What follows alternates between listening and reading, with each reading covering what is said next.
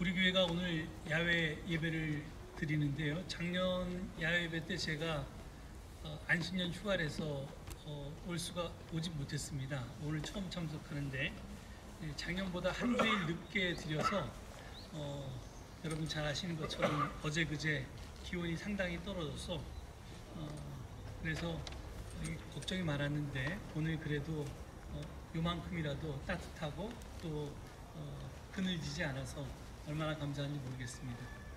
또 한 가지 감사한 일은 일교예보상 오늘이 굉장히 추울 것으로 예상됐기 때문에 제가 설교를 굉장히 짧게 준비했다. 그리고 오늘 설교를 듣고 이 정도가 좋겠다 싶으시면 저한테 요구하시면 앞으로 10분짜리 설교를 매주 하도록 하겠습니다. 지난 주일에는 먼 전생의 기억처럼 기억이 안 나실 수도 있지만 금송아지 이야기를 가지고 설교했습니다.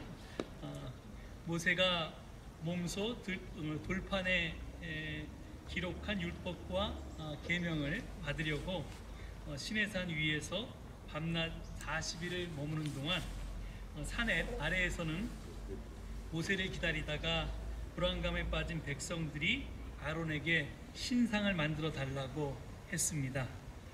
이는 신상을 만들지 말라는 십계명의 제2계명을 정면으로 위반한 것이었습니다.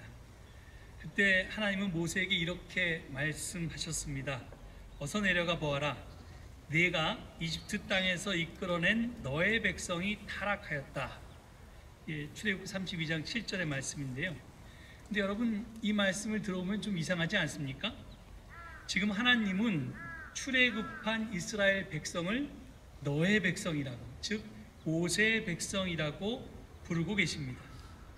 이는 하나님께서 호렙산에서 불이 붙었으나 타서 없어지지 않는 떨기 가운데서 불꽃으로 나타나서 모세에게 하셨던 말씀과 다릅니다. 3장 7절 8절의 말씀을 보면요, 하나님이 이렇게 말씀하셨습니다. 나는 이집트에 있는 나의 백성이 고통받는 것을 똑똑히 보았고 또 억압 때문에 괴로워서 부르짖는 소리를 들었다. 그러므로 나는 그들의 고난을 분명히 안다. 이제 내가 내려가서 이집트 사람의 손아귀에서 그들을 구하여 이 땅으로부터 저 아름답고 넓은 땅, 젖과 꿀이 흐르는 땅으로 데려가려고 한다. 이렇게 말씀하셨습니다. 그리고 이 말씀이 끝나자마자 모세에게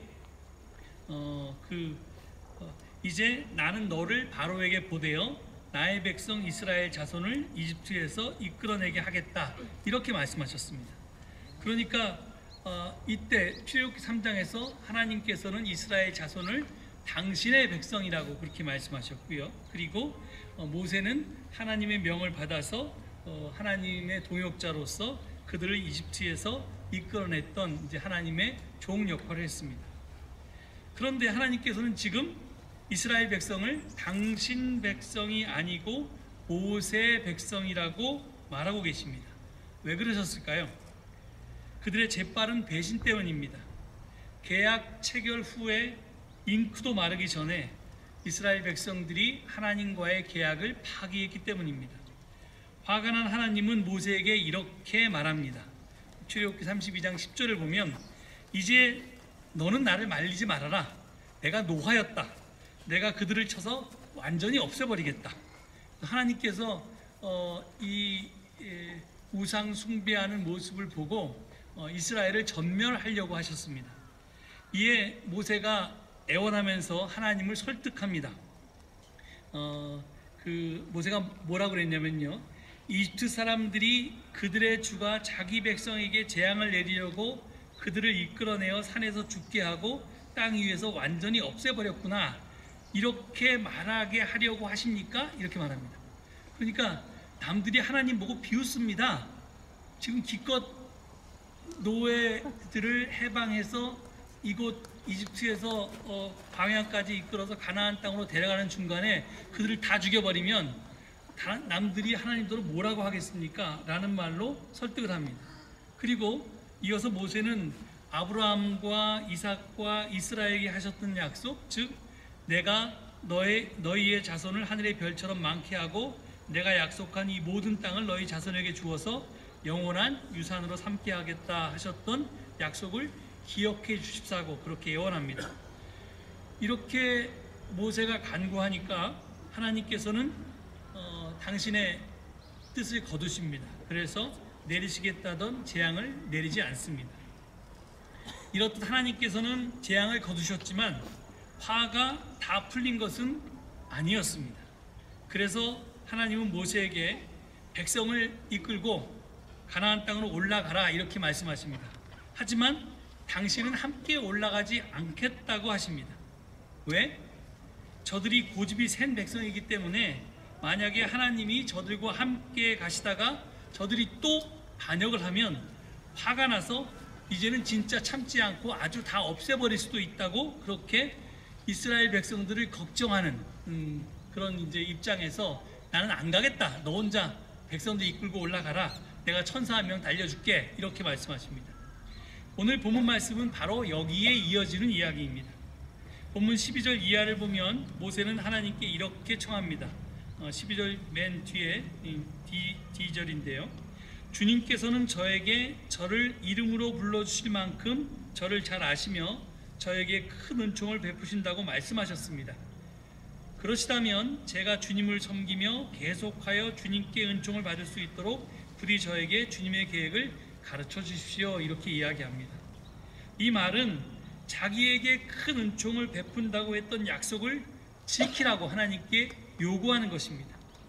당신이 나를 돌봐주신다고 약속했으니까 천사가 아니라 당신이 나를 이끌어야지, 하나님이 직접 동행해야지 왜 대리인을 시킵니까? 이런 말입니다. 이 하나님은 하는 수 없이 그래 그러면 내가 한 약속이 있으니 그래도 뭐 저기 한 말이 있으니까 내가 친히 너와 함께 가겠다고 당신의 계획을 또 한 번 더 바꾸십니다. 그런데 모세는 여기에 만족하지를 않습니다.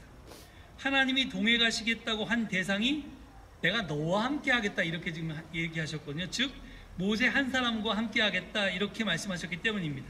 내가 물론 모세가 이스라엘 백성을 이끌고 가면 하나님이 그 백성들과 함께 가겠지만 당신이 동행할 대상은 모세 하나뿐이고 내가 안전을 보장할 사람도 모세 한 명 너뿐이다. 지금 이렇게 말씀하신 겁니다.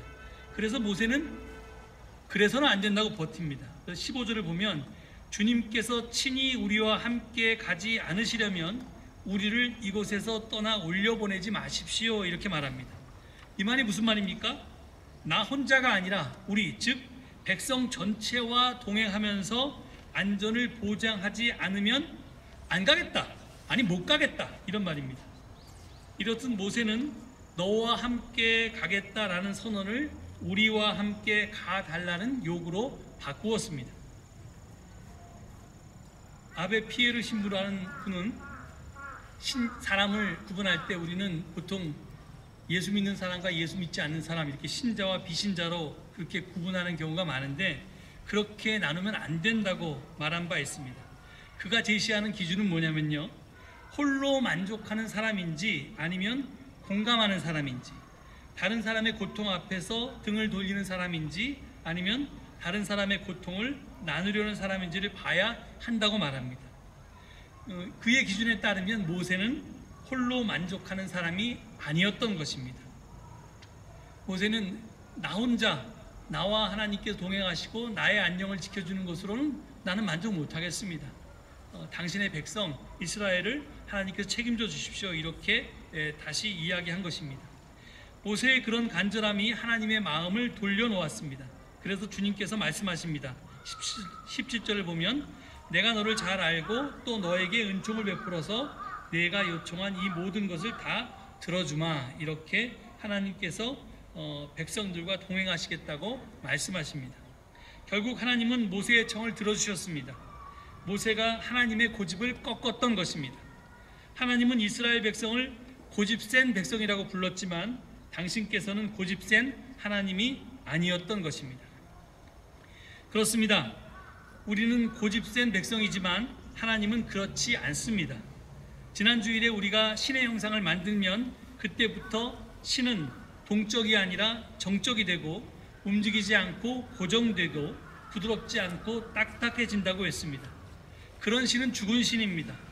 죽은 신은 생명이 없고 생명 없는 신은 절대로 우리를 살릴 수가 없습니다. 죽은 문자도 마찬가지라고 제가 말씀드렸습니다. 오늘 본문에서 확인할 수 있듯이 우리 좋으신 하나님은 고집이 세지 않으십니다. 우리의 청이 정당하다면 하나님께서는 기꺼이 당신의 고집을 꺾으십니다. 그러니 우리는 불의한 현실 앞에서 절망만 하고 있으면 안 됩니다. 모세처럼 잘못된 현실에 개선을 당당히 하나님께 요구할 수 있어야 합니다. 하나님이 돌이키도록 물러서지 않고 끝까지 최선을 다해서 하나님을 설득할 수 있어야 합니다. 그러나 그 요청의 내용은 나에게만 국한되어서는 안 됩니다. 우리가 되어야 합니다. 내가 잘되기가 아니라 우리가 잘되기를 하나님께 청해야 합니다. 나 홀로가 아니라 우리 모두를 위하는 사람, 그가 참 신앙인입니다. 그래서 로마서 12장 15절에 보면 사도 바울이 기뻐하는 사람들과 함께 기뻐하고 우는 사람들과 함께 우는 사람이 참 신앙이라고 말했던 것입니다. 오늘 우리가 이렇게 야외에서 예배를 드린 이유는 하나님의 창조 세계를 가까이에서 보고 듣고 느끼기 위함만은 아닙니다. 서로가 서로에 대해서 더 잘 알고 그래서 더 이해하고 그래서 나에서 우리로 나아가기 위함입니다. 아무쪼록 오늘 이 야외 예배를 통해서 우리가 하나님과 더 가까워지고 그리고 서로가 서로에 대해서 더 끈끈하게 연결되어서 우리라는 공동체가 되는 그런 은혜를 누리는 복된 시간이 될 수 있기를 간절히 축원합니다. 이 말씀 되새기시면서 잠시 묵상 가운데 기도하시겠습니다.